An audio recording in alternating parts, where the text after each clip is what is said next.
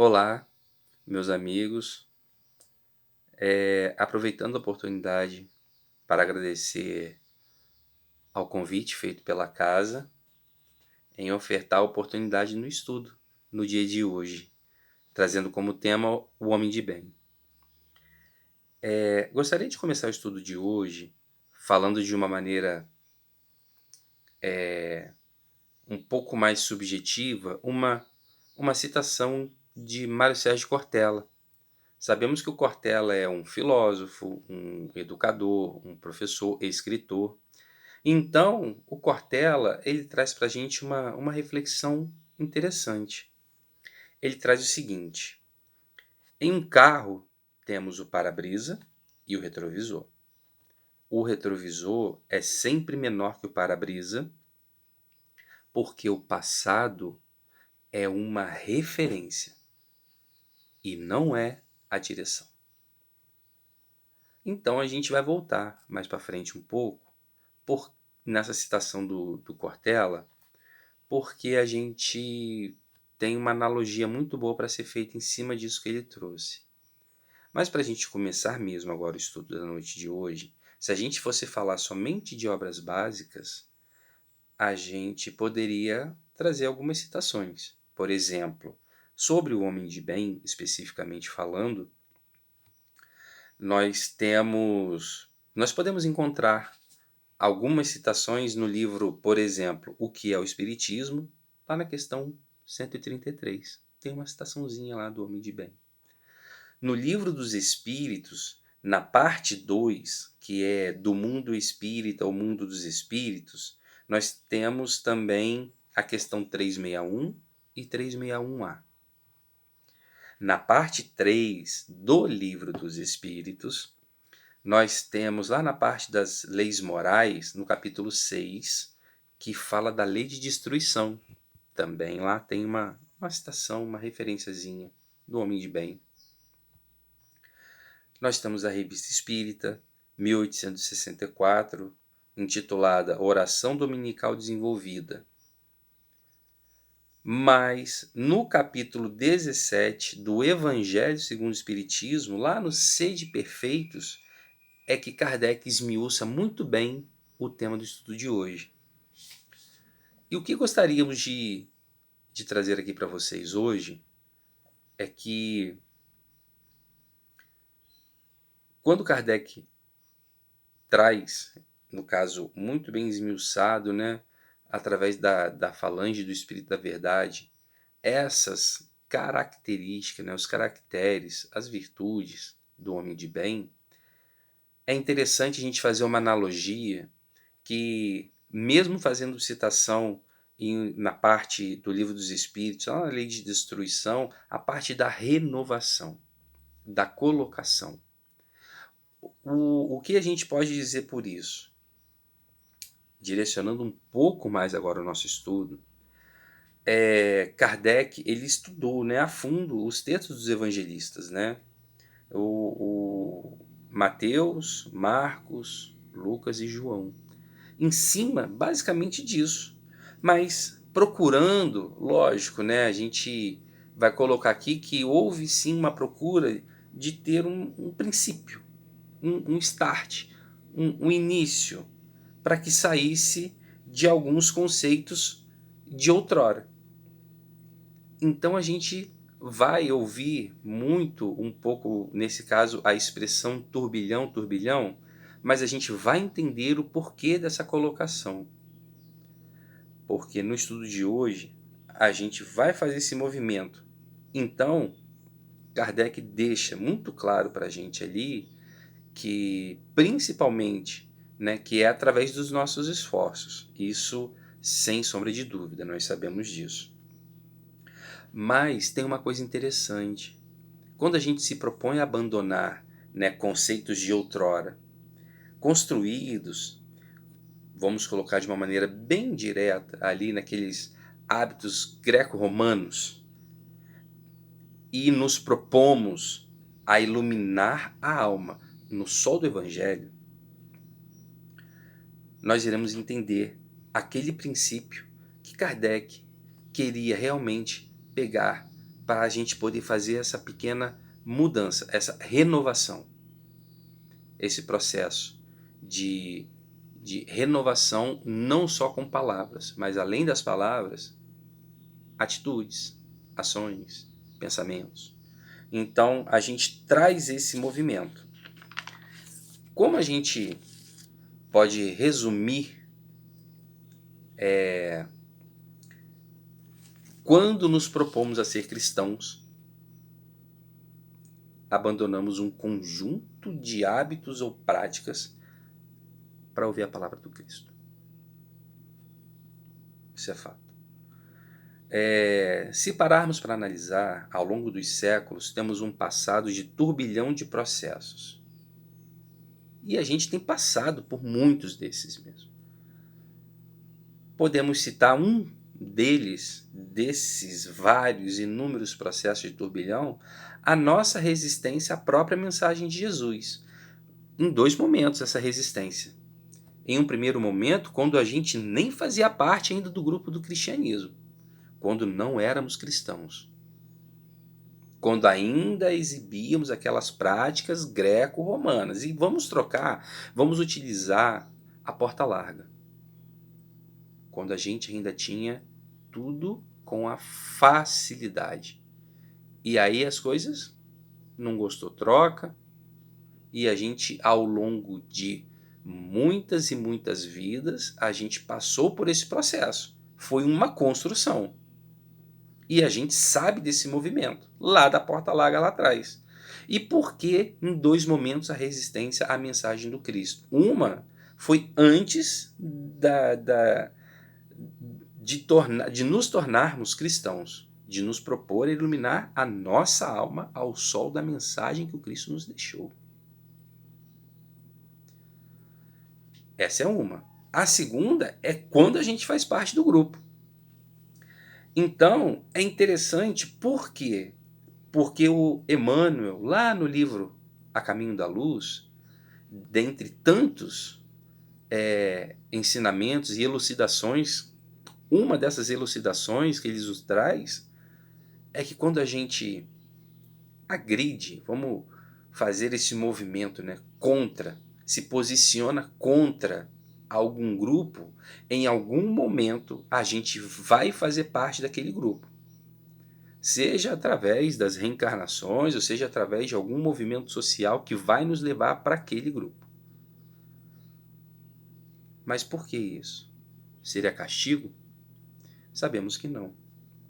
Até porque a doutrina espírita traz para a gente muita questão da reflexão, do entendimento e da construção. Então, quando é que a gente encontrou resistência nas mensagens do Cristo quando a gente estava antes de ser cristão? A gente, porque ela feria alguns de nossos interesses. Não, óbvio.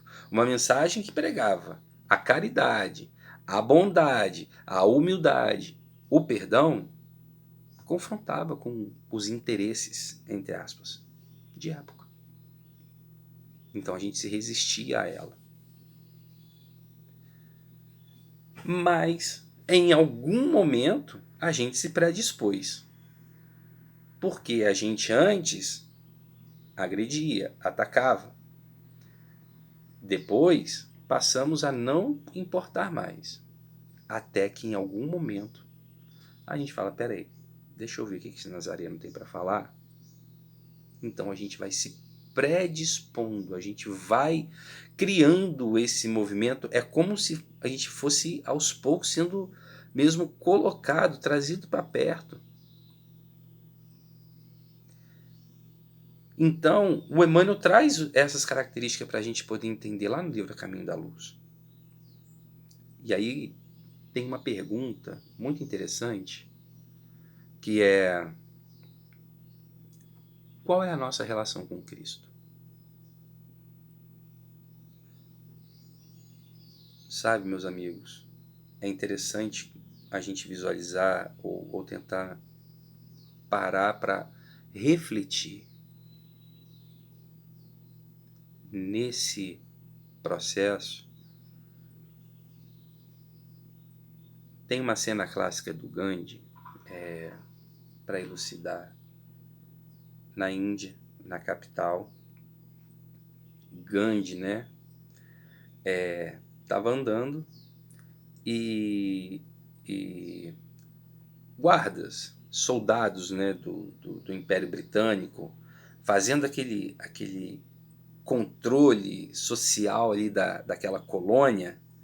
Eles veem Gandhi, né, ao longe, um pouco ao longe, andando, e então um grupo desses soldados vai e se aproxima do Gandhi. Um soldado desse grupo que se aproximou vai e agride Gandhi, dando um soco no rosto dele, derrubando ele no chão.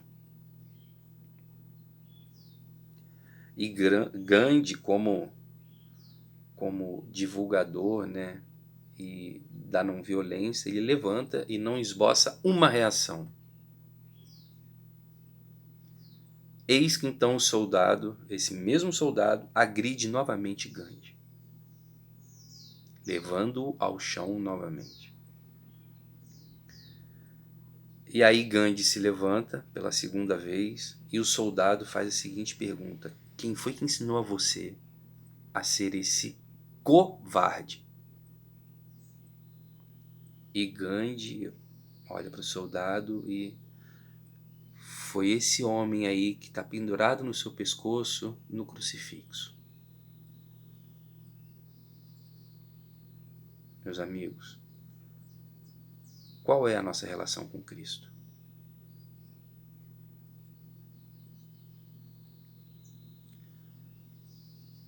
É interessante a gente poder trazer essa observação, porque ali, naquele momento, imagina o desconcerto do soldado.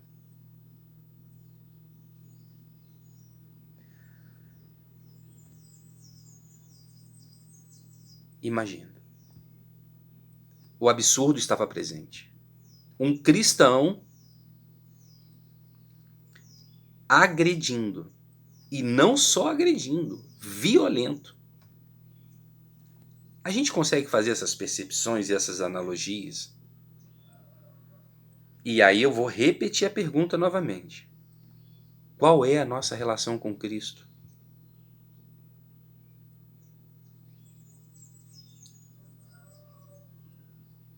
Sabe, quando a gente faz esse processo, a gente, em algum momento da nossa existência, quando a gente agride, em algum momento da nossa existência, a gente vai passar a fazer parte daquele grupo por um movimento de conhecimento. Mas seria um castigo divino? De jeito nenhum, a gente sabe que isso não acontece.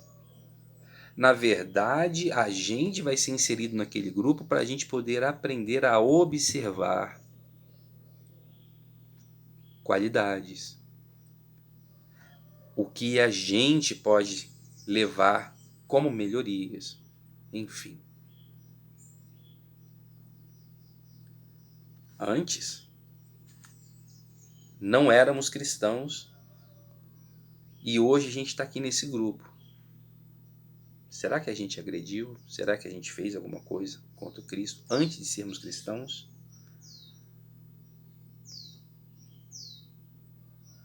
A gente pode parar para analisar. E hoje, fazendo parte do grupo, a gente consegue observar coisas boas no cristianismo. A gente consegue observar construções. Mas isso só nos foi permitido porque Deus, em sua inteligência suprema e bondade também, nos ofertou pelas páginas em branco da reencarnação a essa visualização, observação.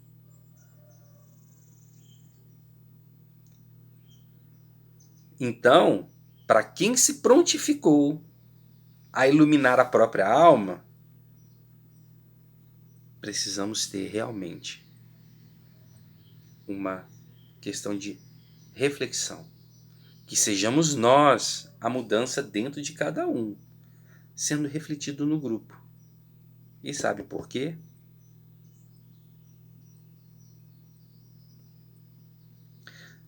Porque quando somos inseridos naquele grupo, a nossa proposta de renovação está sendo atendida. Quando a gente se predispôs lá atrás. Deixa eu ouvir o que os nazarenos têm para falar. Em algum momento a gente falou, peraí, preciso tentar abandonar isso. Só que tudo aquilo que foi construído lá atrás com a porta larga, vidas e vidas,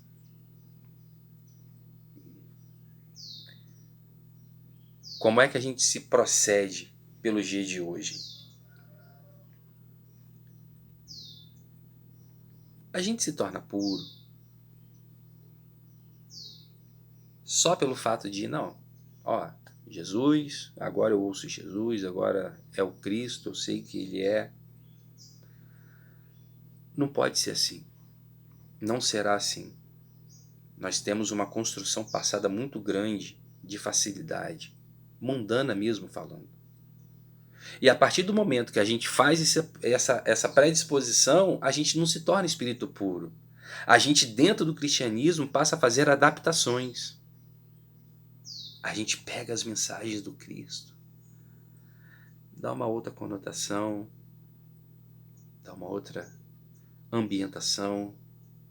A gente faz adaptação para o nosso íntimo, o nosso bel prazer.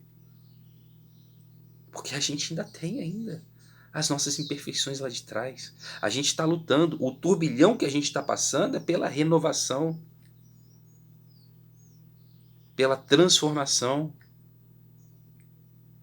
Emmanuel tem uma página falada que se chama Renovar Sempre. Então, esse processo da renovação não é de um dia para o outro que a gente vai se tornar perfeito.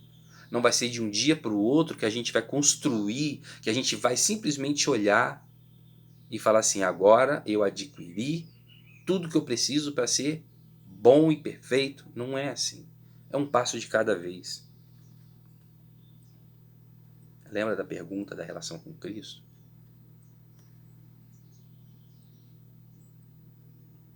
As adaptações que a gente fez no cristianismo, a gente pode tirar uma reflexão. Quando a minha relação com Cristo, ela se limita ao simples ato da adoração, culto, a imagem do Cristo se limita somente na imagem do Cristo. Vamos relembrar o crucifixo no pescoço lá do soldado, relembrando Gandhi. Quando ela se limita àquilo,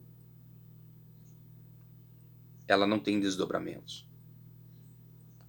Ela não tem consequência direta na minha vida.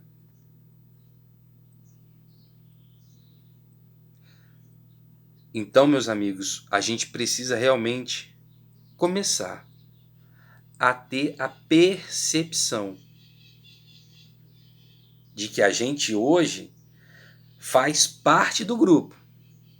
Ótimo. Mas será que estamos participando?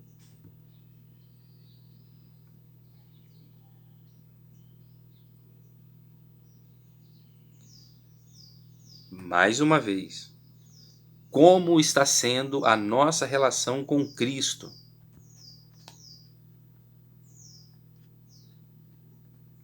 Isso que é interessante a gente fazer e trazer. Sabe por quê?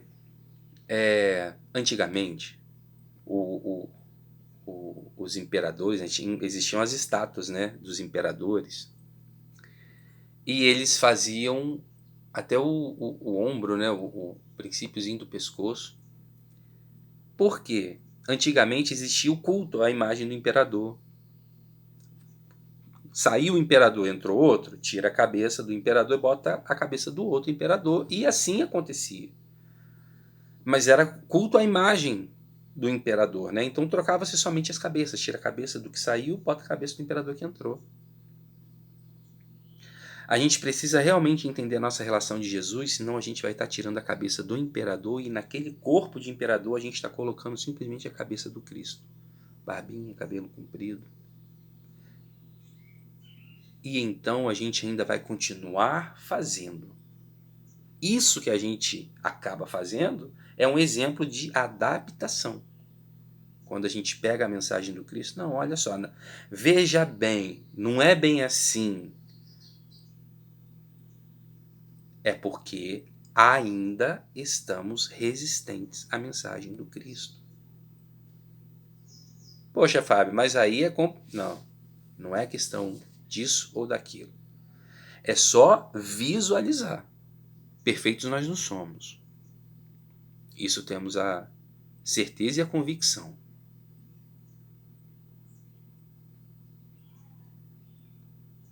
Mas a gente sim faz adaptações. Então, a gente precisa identificar nesse processo, porque toda vez que a gente passa por esse processo de renovação, a gente precisa dessa poeira que levantou, pegar as coisas boas e soldar dentro da gente. Fortalecer as coisas boas.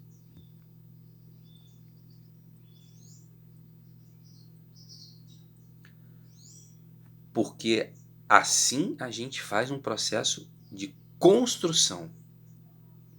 E observar que lá atrás, ou que em algum momento, a gente adaptou a mensagem por uma questão pessoal, também faz parte do processo da renovação. Também faz parte.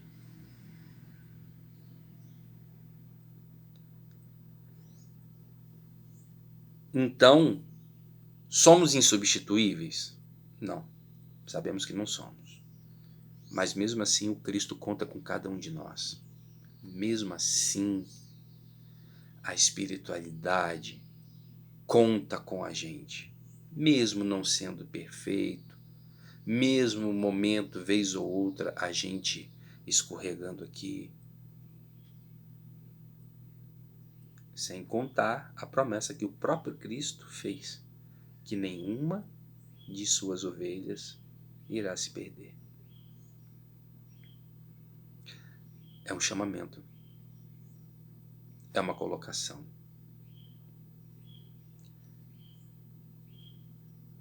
Então, chegar nessa percepção de como foi e de como está sendo, e de que não está sendo fácil, mas de como está sendo esse processo, desse turbilhão, dessa renovação, desse movimento, pela nossa predisposição em iluminar a alma ao sol do Evangelho, a gente vai voltar lá no Cortella. Lembra do Cortella, no começo do nosso estudo? Quando o Cortella fala que o retrovisor é sempre menor que o para-brisa, porque o passado é referência e não é a direção, a gente vai entender que a gente não precisa e nem pode esquecer ou abandonar o passado. Ele precisa ser referência. A gente precisa olhar para trás e falar, puxa vida, não foi fácil. Puxa vida, eu já fiz muito isso. A gente não pode esquecer. A gente precisa tomar referência. E a referência vai ser o passado de cada um de nós. Só a gente sabe onde o calo aperta. O que pode pesar para um, para outro não. Mas ainda assim, precisamos dessa referência pessoal e intransferível. Porque é o nosso passado, é a nossa construção.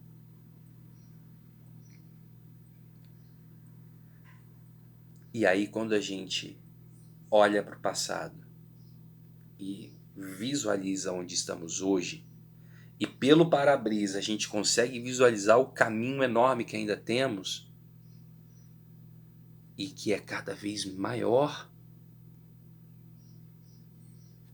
o nosso despertar de consciência vai nos fazer entender a situação, sabe do que, meus amigos? De uma palavra que eu fui conhecer dentro da doutrina espírita: pertencimento. O pertencimento é justamente não ficar ansioso por aquilo que almejamos no futuro.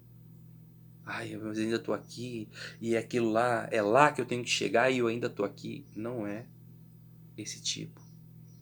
Não é ficar ansioso por essa situação e nem parar no tempo para querer viver aquele passado lá atrás.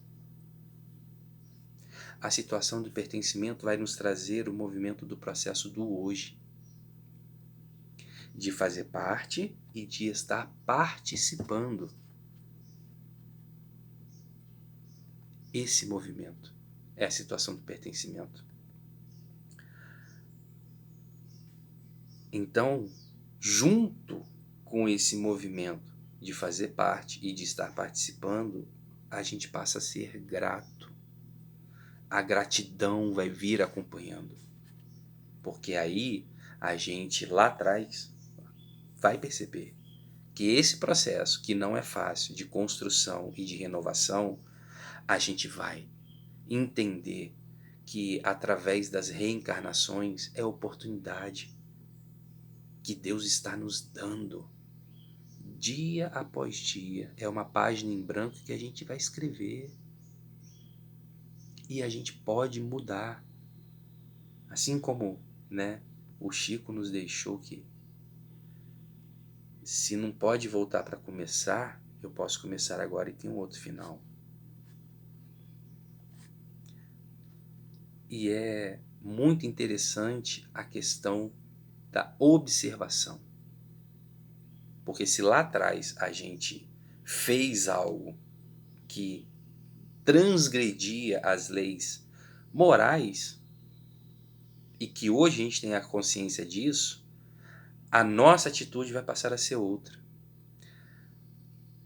Tem uma passagem do Chico Xavier, gostaria de trazer para vocês, que é o seguinte. O Chico, ele estava... era o dia de reunião mediúnica, né? E então um dos membros que participavam daquela reunião mediúnica lá no centro, com o Chico Xavier, um deles ele trabalhava numa contabilidade. Era um dos donos até da contabilidade. E eis então que nesse dia a contabilidade foi assaltada e assim, fizeram aquela bagunça, né? Além do assalto, né? Quebraram, destruíram, enfim, foi uma situação muito difícil. E essa pessoa fica muito desolada, fica muito triste com aquele acontecido, e quando chega mais à noite, que dá a hora da reunião mediúnica, ele vai para a reunião mediúnica, muito entristecido. E quando chega o Chico, já naquele olhar muito amoroso, muito carinhoso, o Chico então pergunta, né, meu filho, o que houve, o que aconteceu? E então esse amigo do Chico relata, né, detalha tudo o que aconteceu, e o Chico, né, em sua misericórdia e bondade enormes, levanta, vai até o amigo e dá aquele abraço, sabe, aquele abraço apertado, aquele abraço demorado, sabe, aquela doação de energia, né? Porque o Chico não só abraçava, ele doava energia, né? Mas aquele abraço envolvente que demora, né? E então eis que o Chico vira para o amigo dele e fala, faz a seguinte afirmação: é bom devolver, não é, meu filho? Então isso, quando a gente visualiza essa questão do é bom devolver, é porque em algum momento foi a gente que tirou. Mas a gente só vai conseguir, mediante muito esforço, a ter visualizações ou colocações assim, quando a gente realmente se predispor, imbuir esforço para. E aí o pertencimento e a gratidão vão começando a restaurar, a voltar para o lugar que sempre pertenceu a eles, dessas emoções. E ser grato, falando do corpo físico, se vocês me permitem, as pessoas que são mais gratas, né? Vamos falar da gratidão diretamente. Elas têm uma pressão arterial menor, libera mais hormônios, como a ocitocina, por exemplo, onde a integração social passa a ser melhor. Aumenta no cérebro neurotransmissores que são diretamente vinculadas à felicidade. Sem contar que o foco e a tomada de decisão passam também a ser melhores. E a gratidão, a gente já tem noção de que não precisa ser perfeita para ter. Então, não vamos perder o nosso passado como referência e nem o futuro que a gente almeja. Mas hoje, vamos fazer parte de onde estamos. Agradecer a Deus pelo corpo físico, pela saúde estabilizada, pelos amigos, agradecer pela oportunidade da vida, do trabalho, do aprendizado, da prática. Pequenos exemplos.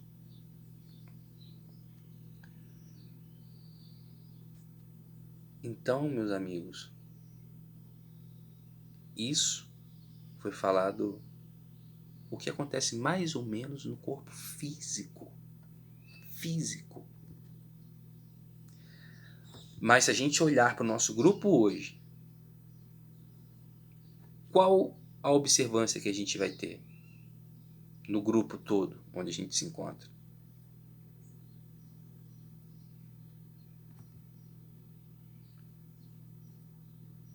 A gente vê a pressão arterial caindo no grupo inteiro.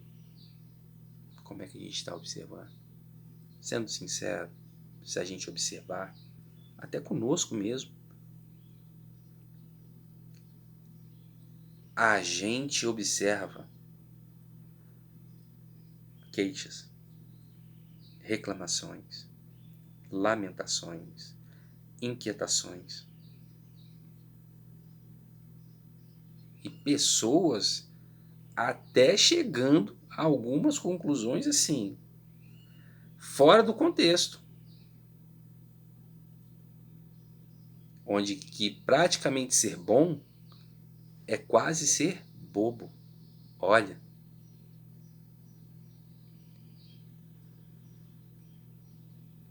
diante de toda a história do mundo, a gente ainda consegue observar o orgulho, a esperteza, a vaidade. Isso realmente cresceu, aumentou, desde sempre. E a gente acaba visualizando que praticamente fazer o bem é quase esse sinônimo de ser bobo. Mas se fisicamente o pertencimento e a gratidão nos deixa mais leve e traz melhorias físicas, o nosso olhar espiritual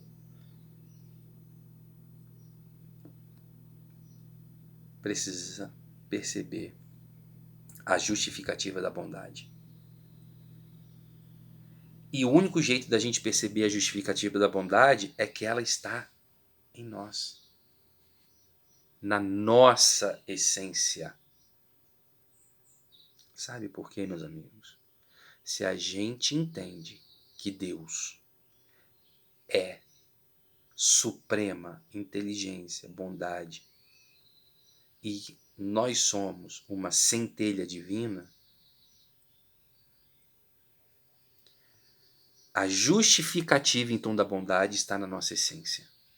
Já está dentro de nós. E aí a nossa visão, o nosso olhar vai ser um pouco mais. Sabe por quê? Porque se nós somos filhos de Deus, a gente não vai conseguir viver se a gente não for bom?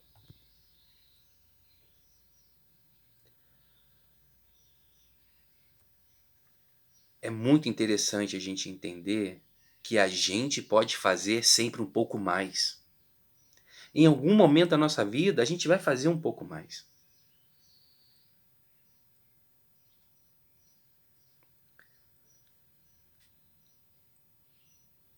Quando a gente fala em questão de viver, se não for bom, é porque se a gente não perdoar, a gente adoece. Se não exercer a bondade, ficamos entediados. E se a gente não for fraterno, a gente vai sofrer a solidão, a depressão, entre outros. Isso a gente precisa observar. Então, sob aquele olhar desse turbilhão que a gente ainda passa, pelas adaptações que a gente faz nas mensagens do Cristo, pela nossa resistência, porque em algum momento essas mensagens acabam mexendo ali com a gente ainda naquele âmago, daquela dificuldade, daquela questão da porta larga que a gente já não quer mais. Porque hoje a gente já consegue entender a colocação de Paulo. O mal que eu não quero eu ainda faço, mas o bem que eu quero eu ainda não estou fazendo.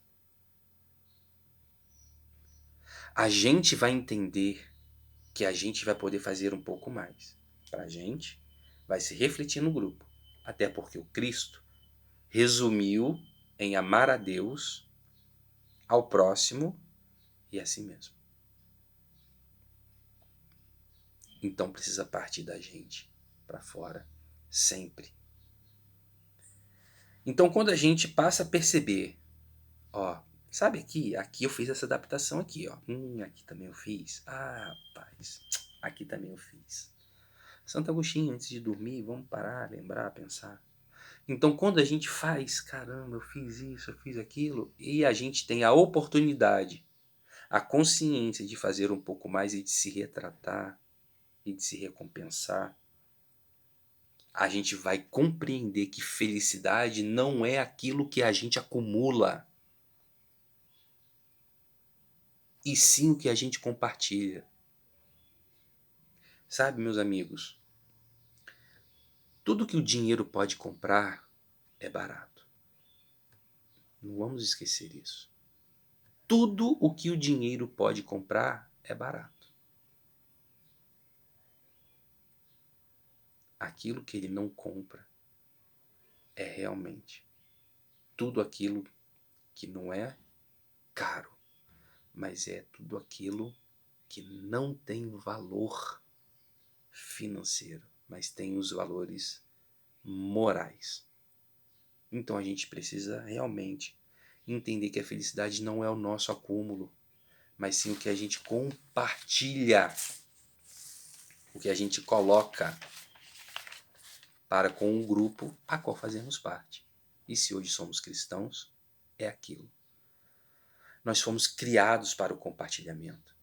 E aí, Kardec, muito bem alinhado na sua organização, que foi trazida pela falange do Espírito da Verdade, lá no Evangelho, no capítulo 17, no item 3, o homem de bem.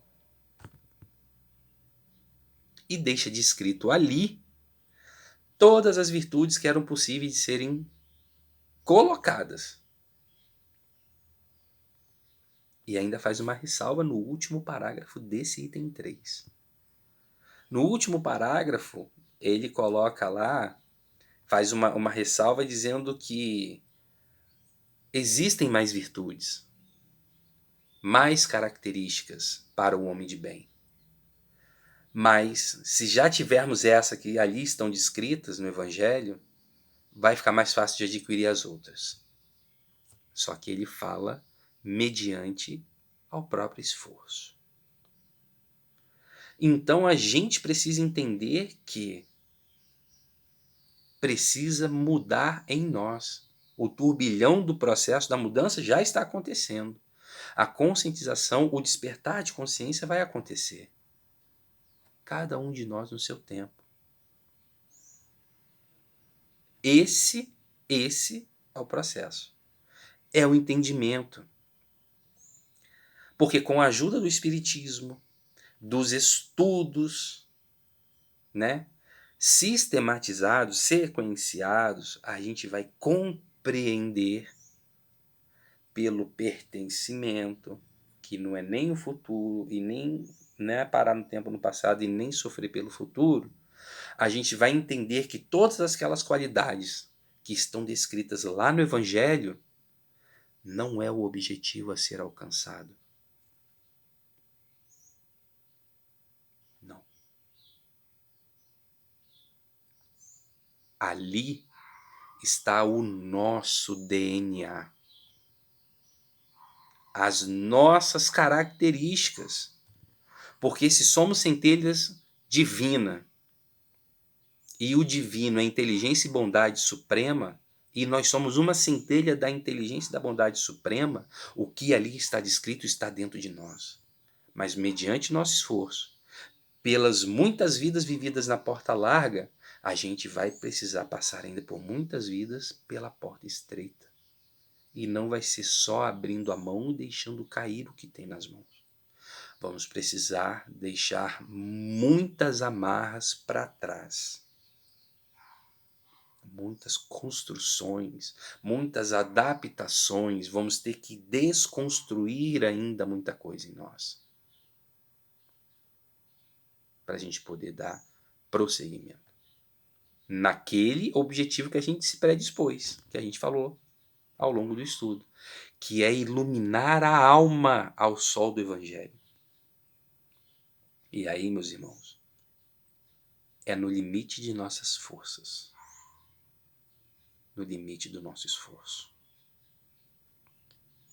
Então lá está escrito que é nosso DNA.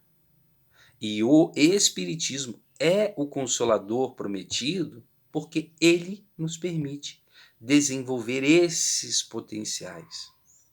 E então seremos bons. Eu, como sou amante da arte, gostaria de deixar aqui agora para vocês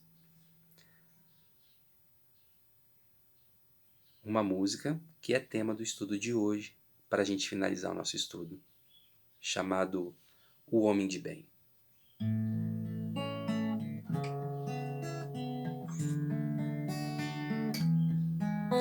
Aquele que faz do amor a sua bandeira e procura a cada passo ouvir a própria consciência, é o homem de bem.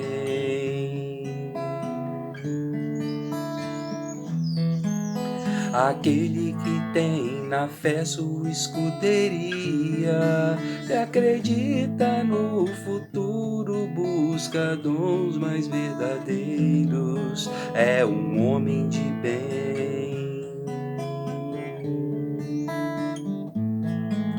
Que faz o bem pelo bem, que perdoa, estende a mão, luta por um mundo melhor e agradece o sal de cada dia.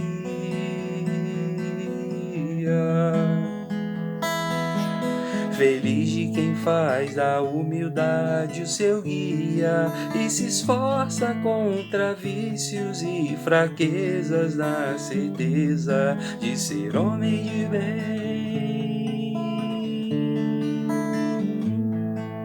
Aquele que faz do amor a sua bandeira, aquele que tem na fé sua escuderia,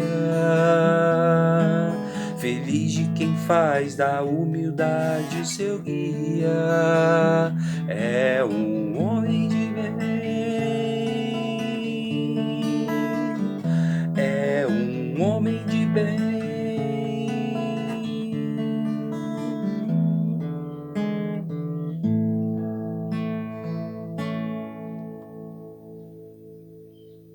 Mais uma vez, Agradecemos a casa pela oportunidade do trabalho, do estudo do dia de hoje. Muito obrigado, fiquem com Deus e uma excelente semana a todos.